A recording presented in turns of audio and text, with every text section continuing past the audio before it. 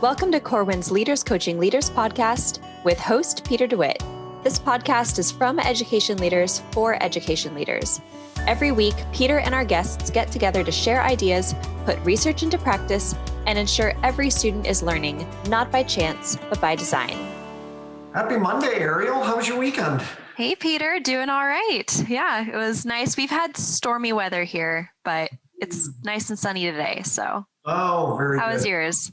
It was good. It was nice, and it was actually nice and relaxing. But you always do work a few hours each day, but that's okay. I have a very tough editor, and I have a book due. So yeah, I've heard she can be pretty demanding. Yeah. So this episode people are about to hear with Megan Tschannen-Moran out of the College of William and Mary, one of the I don't like the word guru. So one of the leading experts and researchers in the area of collective teacher efficacy, collective efficacy.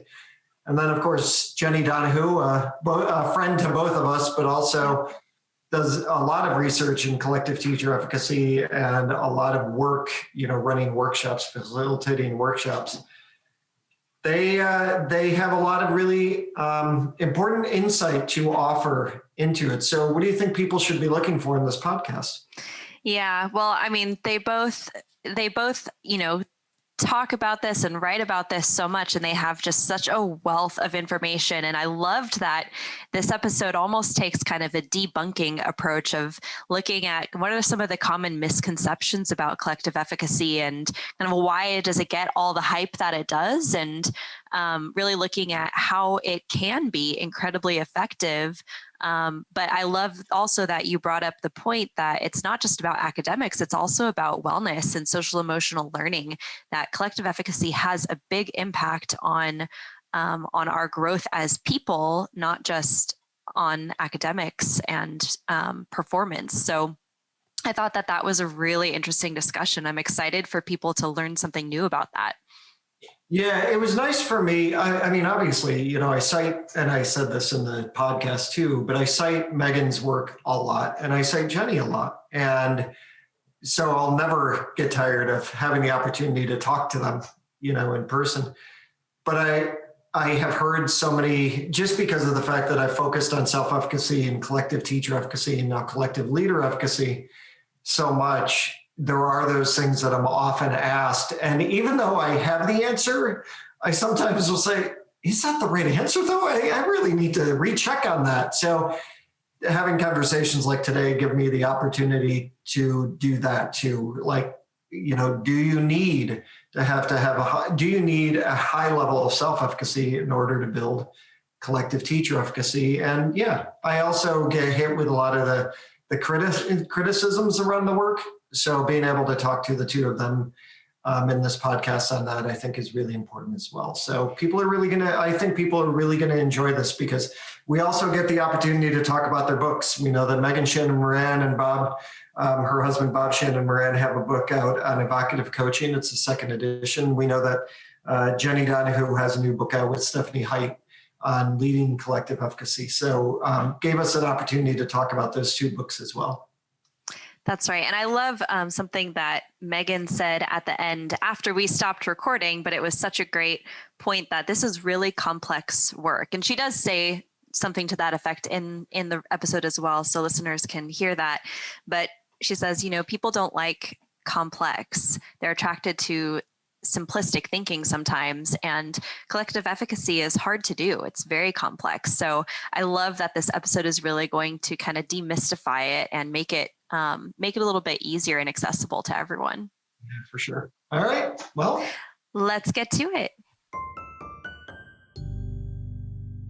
So Megan Tschannen-Moran and Jenni Donohoo, I am very excited to have you on the Leaders Coaching Leaders podcast. Welcome to the show. Thank you. It's good to be here. I feel like I have the opportunity now to talk to the two people that I cite the most when it comes to collective teacher efficacy. This is always a great moment for me because, I cite your research and your work so very often. So thank you for that. Let's talk about that, because there are a few things I want to be able to talk about in the podcast, if it's okay with you. I mean, you each have new books out, which is very exciting. But also, I feel like we've got this great opportunity to be able to talk about collective teacher efficacy, which, has been gaining steam in educational conversations over the past few years. So, Megan, if you don't mind, I'm going to come to you first and just ask, what is collective teacher efficacy? And how did you start researching that topic? Yeah, well, collective teacher advocacy is the shared beliefs among a group of teachers that they've got what it takes to accomplish this very complex, challenging mission of educating every child who shows up in the school.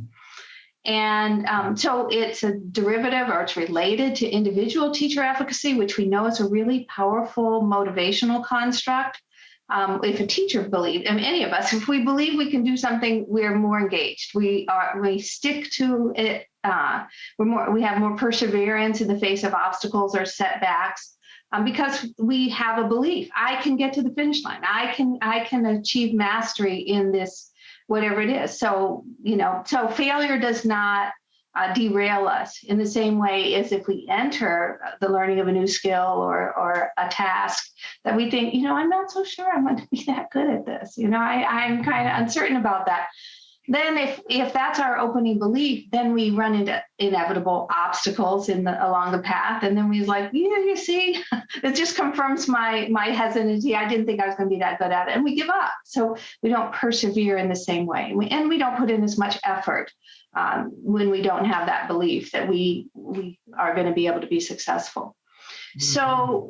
So when the collective teacher efficacy is when those beliefs become to be shared among a whole faculty in a school, like, yeah, we've got this going on, we can get this done, then that's just even more powerful than an individual teacher's beliefs about their own, what they can accomplish individually, because then it becomes self-reinforcing.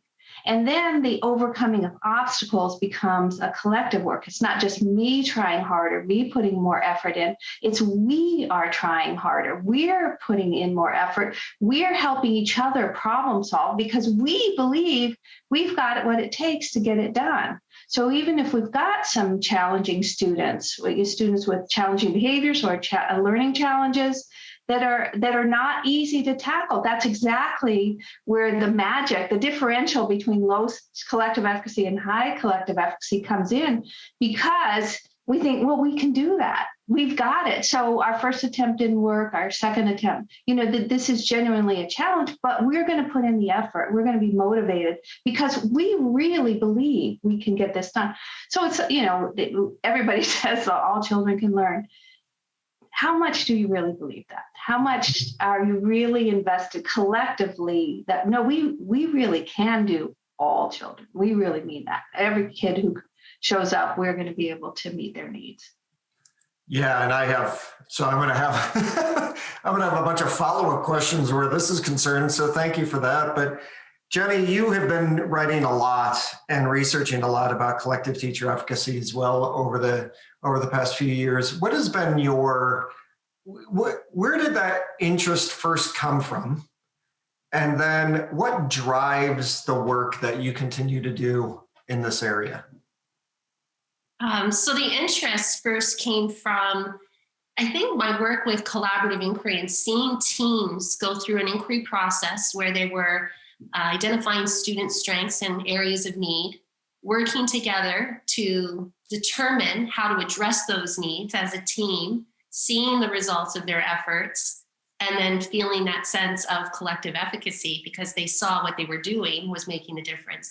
That's an important link to that, those mastery experiences. Teams need to interpret those through the growth mindset. They need to make sure they understand that it was their efforts that made the difference. And seeing teams engage in that work and, feeling that collective flow and when teams were in the moment and discovering solutions to some of the dilemmas that they were open to putting on the table. And I think that's where initial interest grew. Once, I heard, of course, John Hattie's update to the visible learning synthesis, and he actually put a name on it for me, collective efficacy. So just building on my experiences in the field and then looking to the research and trying to unravel, the reasons why collective efficacy makes such a difference. And as Megan was sharing, it's that effort persistence. And in addition to that, there's research that links other positive consequences that result when efficacy is established amongst a staff. Like, for example, they're more likely to involve parents more meaningfully in their child's education because I think they have that sense of confidence. So they're going to reach out to parents. They're more likely to include students with special education needs and meet the needs of English language learners. And again, it boils down to because they feel they can do it, they're going to put forth the effort. They're not going to let anything set them back. And so I think it's an important notion. And I think your podcast is really timely because I think that, COVID-19 may have put our collective efficacy at risk.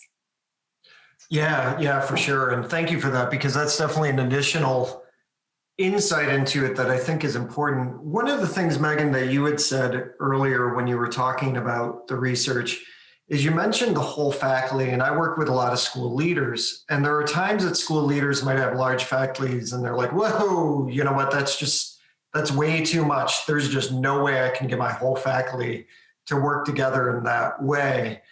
But would it be fair to say that collective teacher efficacy, even though you mentioned whole faculty, would it be fair to say that we could look at professional learning communities or grade levels or departments in the same way? Like, we could break it down and say, you know what, maybe the whole faculty is too much for you to look at right now. And if we want a grassroots effort, let's start talking about your PLCs or your departments. Would that be a fair assessment too? Like, if they started to work together in that way, would it still be collective teacher efficacy, even if it wasn't the whole faculty?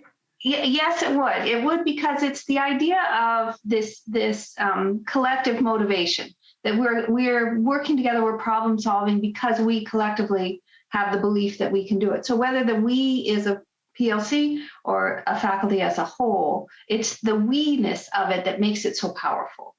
And so it's not just, hey, I'm confident that I can meet the needs of the students in my classroom, but it's the sense that we can meet our obligations to all of the students who have been charged to us.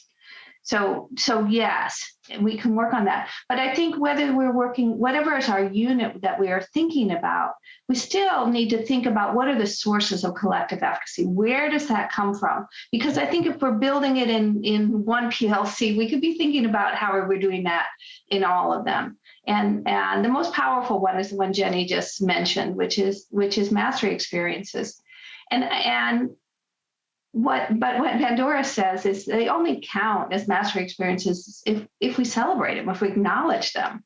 If we just say, oh, well, come on, business as usual, and we just move on through without that sense of celebration, like you just did something hard, then they won't be as effective in bolstering a sense of self-efficacy. And I think we're at exactly a moment where we really need to be celebrating this really hard thing that teachers have done over the last year. And it's not over. It continues to be hard. And so to really take a strengths-based orientation and to celebrate mastery of all teachers have had to learn, like what we threw at them and the challenge and the successes that they have had. We really, if we want those to contribute towards collective efficacy, we need to not be so busy, so task focused, so concerned with what's the next challenge and the next challenge and the next challenge that we forget, that we neglect to stop and really celebrate the mastery experiences that we have. That's going to be a really powerful source of collective efficacy, whatever is the unit that we think that we're trying to build it in. But that certainly is something we can do school-wide and cause problems if we only do it in certain pockets and not everywhere. But so other sources of collective efficacy also are vicarious or verbal persuasion, which is what's coming from the mouths of leaders and others about people's capabilities. And so there again, I think we can build it for the whole. Now the communication may be one PLC at a time or one grade level at a time, one subject area at a time, but making sure that what is coming out of our mouths as leaders is affirming of the capabilities that we are seeing.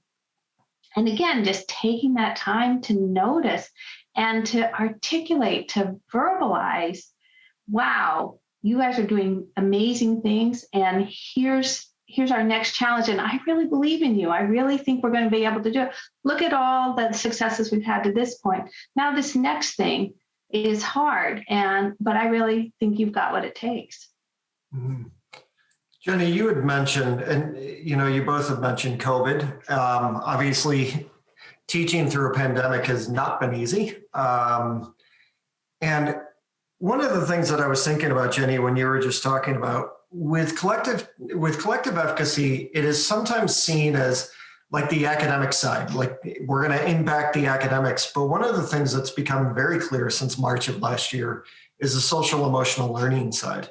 And I've been writing the Finding Common Ground blog for 10 years, and it was the first topic that Ed Week wanted me to focus on was social emotional learning, then that expanded. But in all the years that I've been writing that blog for Ed Week, social emotional learning was the topic I got the most pushback from by people inside of school and outside of school.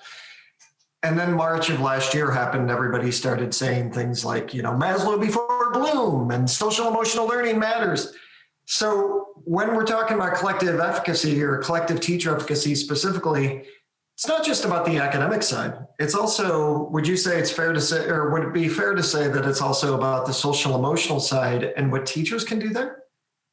Yeah, I totally agree. As you're asking the question, I was thinking of an article that I recently wrote for the Catholic Principals Council, and they asked me, their issue was on well-being, and they asked me to look at the research between collective efficacy and well-being, and there's definitely a link.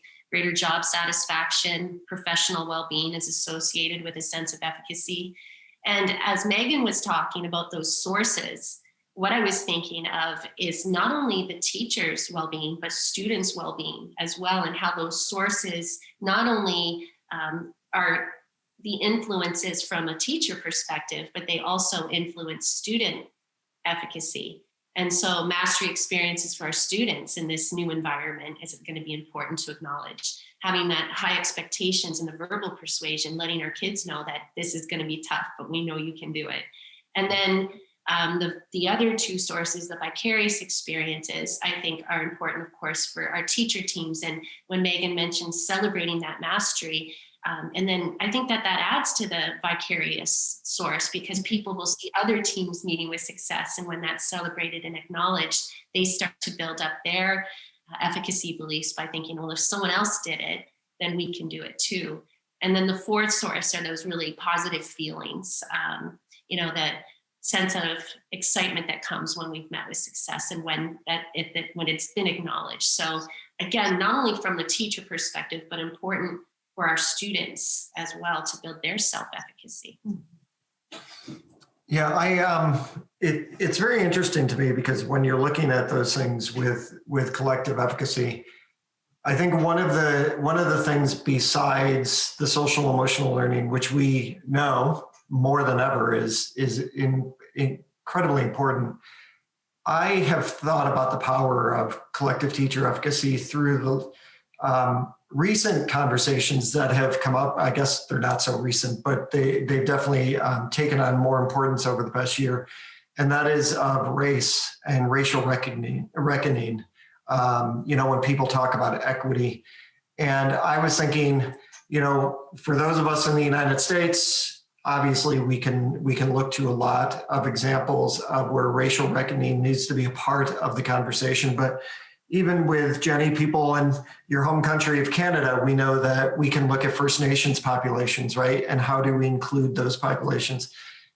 Are those spaces where collective teacher, like if you were going to say, we need to focus our collective teacher efficacy on these topics, do you give a list of topics like, hey, you know what? This is where we need to start talking about race, or this is where we need to start talking about inclusivity when it comes to First Nations and Indigenous populations. Is that where we should be spending our time with collective teacher efficacy? Well, I think definitely it's important that we have to close the divide. And I know of a recent study published by Roger Goddard, where he looked at exactly that. And like, we know that the research around collective teacher efficacy and increases in student achievement, we know that that is solid research dating back, 30, 40 years. But he published a study recently where he also was looking to see, could collective efficacy account for closing achievement gaps between white students and Black students in high schools?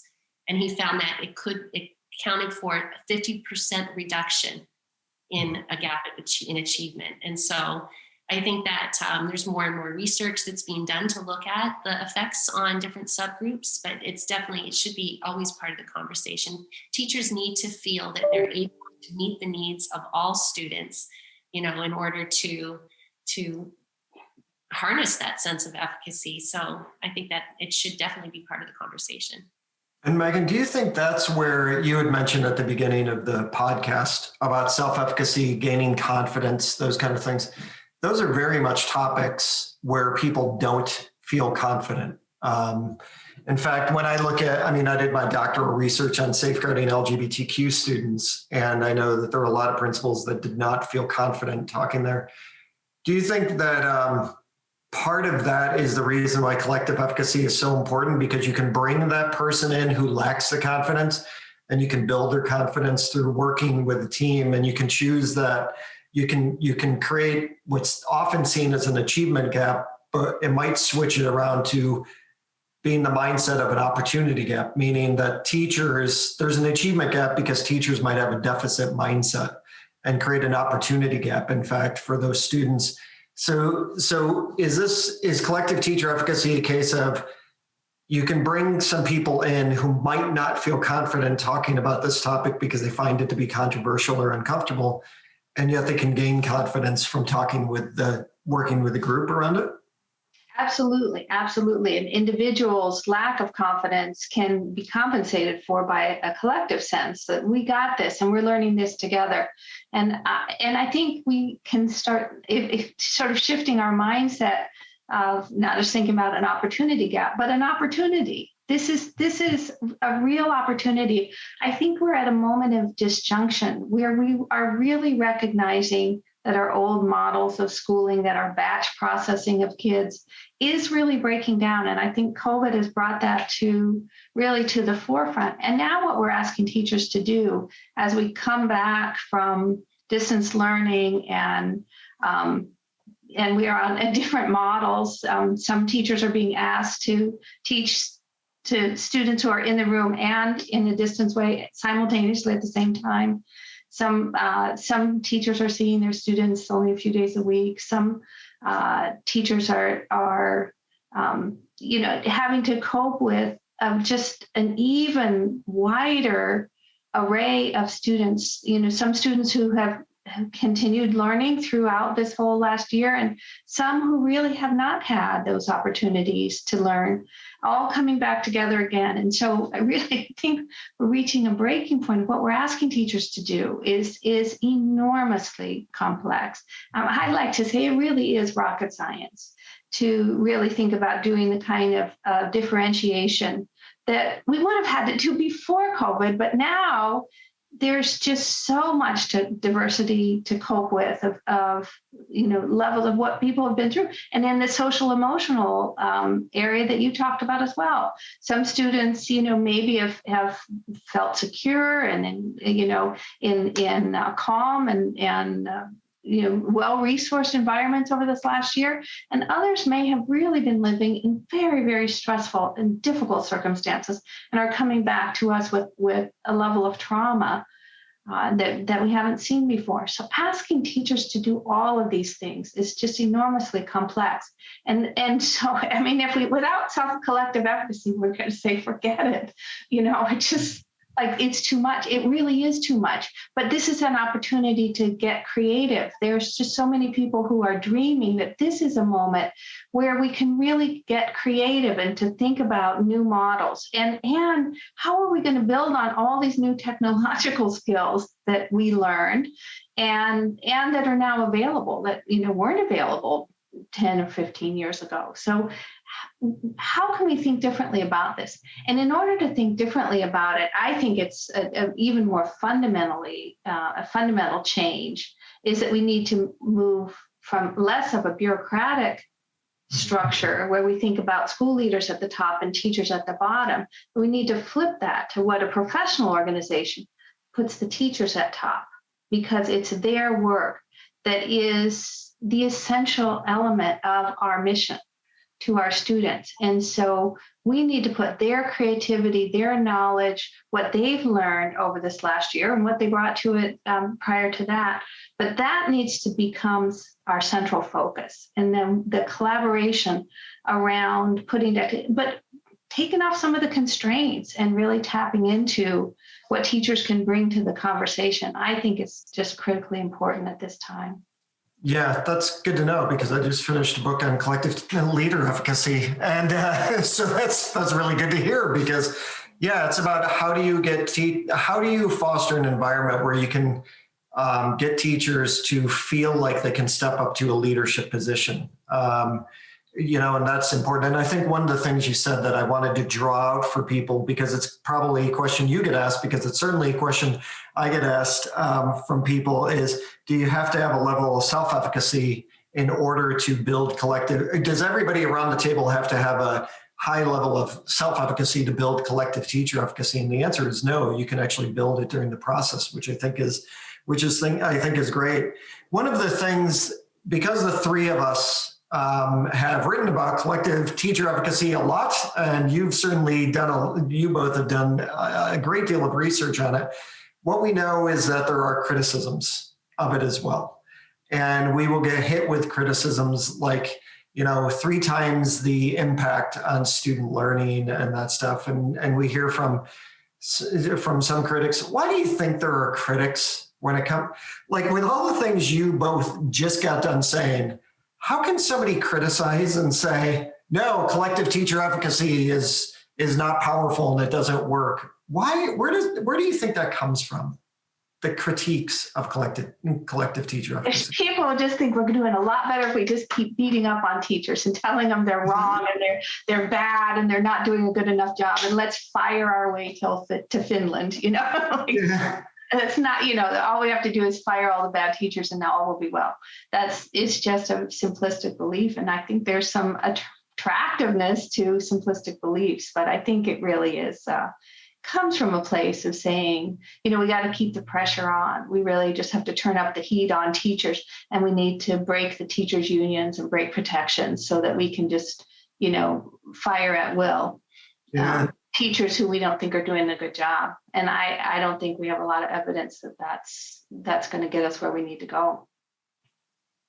Now, Jenni, I know, Jenni, you and I have talked about this offline before. What are your thoughts on that? Because I always look at it, and I've tried to think about it. I've tried to look at it, 8 Ways to Sunday and everything else. And I just keep thinking, I was a former principal. I didn't have assistant principals. We built collective efficacy together, and we went through some very tough times with budget cuts and school consolidation. So I have a strong belief in collective teacher efficacy in the process, but am I wrong? What do you think there, Jenni? I think part of the criticism is the chicken or the egg dilemma. Which comes first? Is it student achievement that causes collective efficacy? And, the idea is it causal, correlational. And I think that if we come back to Bandura, and he will say it's a reciprocal relationship, that as efficacy beliefs increase, student achievement increases, and then as a result of that, efficacy continues to increase. So I don't think it's valuable to get into the argument around the chicken or the egg, because when I think about the outcomes that are associated with efficacy, and then when I think of the ideas of how to gain a sense of efficacy, I don't think that you could criticize anything about empowering teachers. If that's one way to build efficacy, is to create the conditions for teachers to come together, to collaborate, and determine solutions, how can you criticize that? And how do you criticize the idea that, we're going to create some challenging goals together? We know that it's important to have goals. And if that's one way to build efficacy, then I don't get the criticisms, to be honest. Yeah. So you both have books out. And so how does efficacy play a role, Megan, in the book? It's the second edition of Evocative Coaching that you and Bob Tschannen-Moran wrote together. How does efficacy play into the whole coaching aspect that you focused on evocative coaching?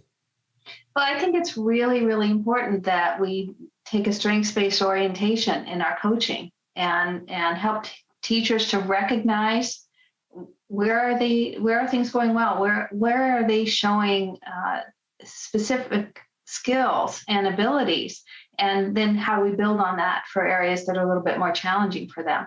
I think without that, coaching is not likely to be successful. If we just go after, well, classroom management really is a problem for you, and you're never going to be a good teacher if we don't improve that. Let's just focus in on where are the areas of weakness, and that's the conversation. Then I think it just puts people in a defensive crouch, and all of the energy and creativity that might have gone into solving the problem just gets used in this stance. So, I think lowering the threat level is just really, really critically important.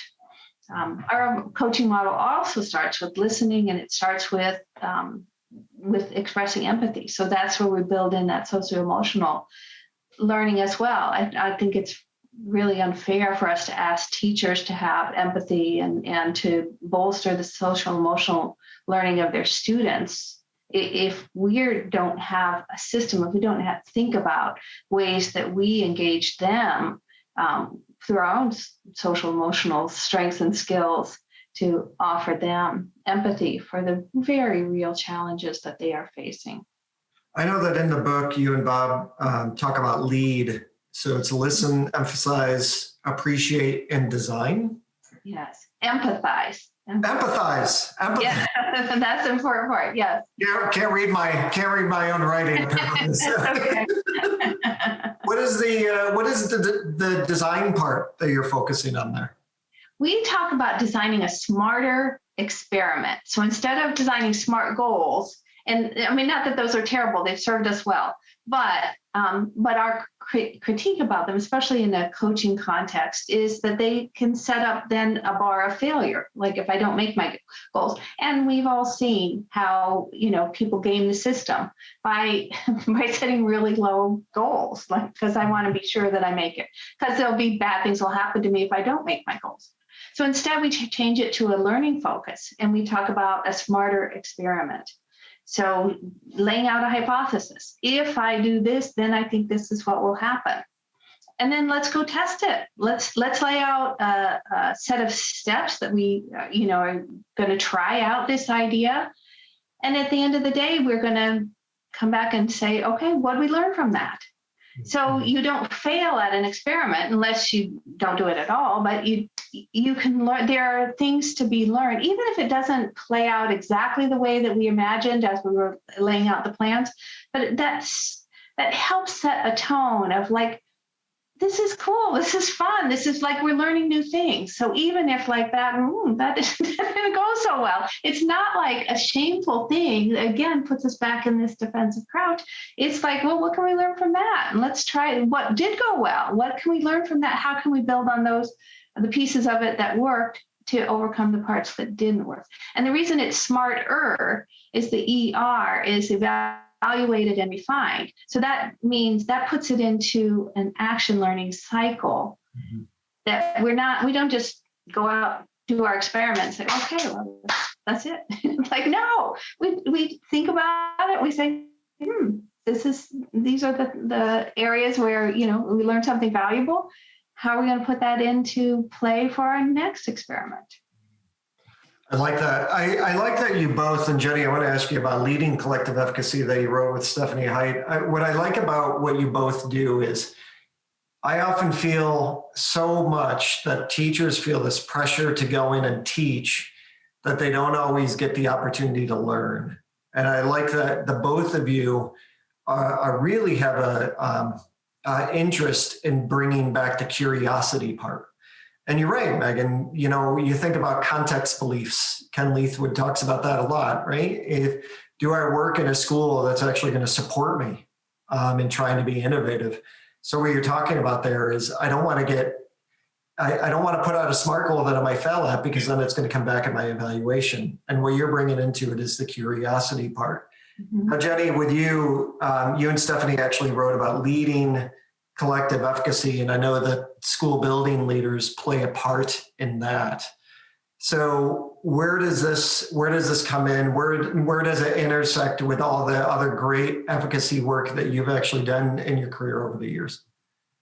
So in the book, what we do is we share case studies or powerful stories where leadership teams or teacher leaders and groups have been able to realize increases in student achievement and been able to overcome inequities in schools as a result of collective efficacy. And each chapter really highlights a real story from somebody in the field, but also we unpack the stories based on what we call the enabling conditions. Like, what are the things in the environment that are important to have established, like empowered teachers, teacher leadership opportunities, consensus on goals is one of them. And when Megan was talking, I'm so on the same page. Like, I can't wait to read your book now, because, the idea of SMART goals, I agree, there's a place for them, and it's an exercise, it's a requirement, but I think that smarter experiment sounds more in line with the idea of teachers. Like, I'm trying to think about not necessarily setting SMART goals like performance goals, but how do we capitalize on mastery goals? And we know the research from in schools, when we set performance goals with our students in our classrooms, it actually has a negative impact on their learning. But yet when we set mastery goals, it triggers intrinsic motivation, leads to greater retention, And so how do we capitalize on that with our teacher teams? How can we set those mastery goals so that people feel invested in the work and that they have a say in the goal, and that it's just not something, again, like, a performance goal, if I'm not meeting it, it has those negative effects on my efficacy. So I'm looking forward to reading your book. It's going to be the first thing I do is order that when we're done. It sounds like context really matters too, because between what you're talking about, because I've used SMART goals in a class that I'm teaching, and I think that it's the context too. It's how is it going to be used? Can you reevaluate what you're doing? I think that's an important part of the conversation as well. So we're going to wrap it up now, but how about this very quickly? How about two key takeaways? I know Jenni already wants to buy your book, Megan. So that's you have one purchase right now. So you're welcome for that. But what are two key takeaways from your books that you think people should that's the reason why they should definitely pick it up? Megan, what are two key takeaways from evocative coaching? I think in this particular moment, I think the importance of empathy is just key. When we set out to write this book, the first edition in the early 2000s, we were just a little sheepish about including empathy. We thought, is this going to be written off as too touchy-feely? And, are we sort of just going to be laughed off the block? And then just before our book went to press, Tim Brown's book on design thinking came out, and it was like the first step of design thinking is empathy. It was like, all right, we got covered. Now this is okay to talk. If the Stanford D School can talk about empathy, like, it really is important. It really matters. And I think it's not fair to just say, go forth and be empathetic, that we need a model. And so we have a model in our book. It's not the only model, but it's a really helpful model to help give us language and give us skills, give us a way of thinking about how to have empathy, especially with somebody whose behavior we're really not enjoying. And so, or with the teacher who's really struggling. How do we do that? Not just talk about it, and so that's really, Peter, when you're talking about the importance of social emotional learning, we have to think about that for our teachers too, because Where do we think they learned it?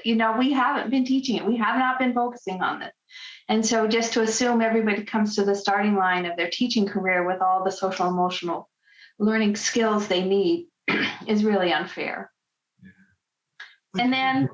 And then I think the second takeaway would be just the importance of taking that learning orientation to coaching, that smarter, that we're going to take whatever happens and learn from it and get in there again and go around again. That making that just a really fun. Learning is fun. I think we've forgotten that at the core of education, genuine learning, if we don't pile on all of this other stuff, it's really rewarding to learn new things. And if we can sort of peel back the things that take away the joy of learning for teachers, that we can help them to be in this space of curiosity, as you said, Peter, and get back to a place where they're really enjoying learning new things.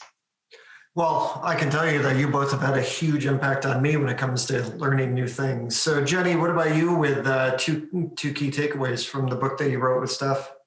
I think one is because they're based on stories from the field, I hope people take away vicarious experiences. They see others similar to them, similar challenges and opportunities meet with success.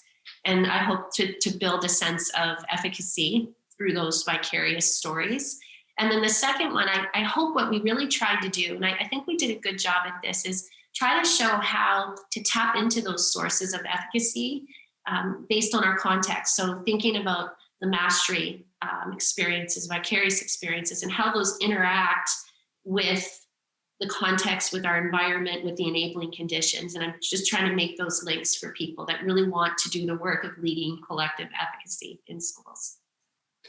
Well, Jenni, Donohoo, Megan Tschannen-Moran, I want to just personally thank you because not only, Jenni, you and I are very close friends, but Megan, your research, I read your words quite often. So it's always nice to see your face and be able to have a conversation, but you both have had a huge impact on the work that I have been doing over the past few years. So thank you for all of that. And thank you for being a part of the Leaders Coaching Leaders podcast. Thank you so much for your work and the ways that you've taken it out in the world, where it really matters. Scholarly work, obviously I have fun doing that, but it doesn't really matter until people build bridges out into the real world of schools and make it real for people. So I'm really grateful for the work that you've been doing as well. Thank you too, Peter. I agree. So Ariel, did I do all right? Did I hit on the points that I needed to around collective efficacy in the books as well? I think we've got everything covered in a nice, short little package for everyone. So that was very well done. Nice. And a great conversation with, I know Jenni and Megan's work is, so compatible, and they are often citing each other and big fans of each other's work. So it's always exciting when we can kind of play matchmaker to authors and bring, some great minds together in one episode to talk about their work. Yeah, I like the fact that their work definitely intersects, but they have different ways of looking at it. And when Megan had talked about she's at the research level, she's at the university level, and then Jenni's doing a lot of the practical work in the workshops. I just think it brings in it almost. We were talking in the podcast about how it's reciprocal between collective efficacy and student achievement, but I think it's equally as reciprocal when you talk about the research that Megan does and the work that Jenni does or the work that I do. It's reciprocal in the way that we feed from the research that she gives us and Goddard, Hoy, and Hoy and many others, but at the same time, it almost personalizes it for them as well. And that's it was nice to hear Megan talk about that a bit too, because I honestly didn't think about it that way. To be honest, sometimes it's intimidating to be reading so much research.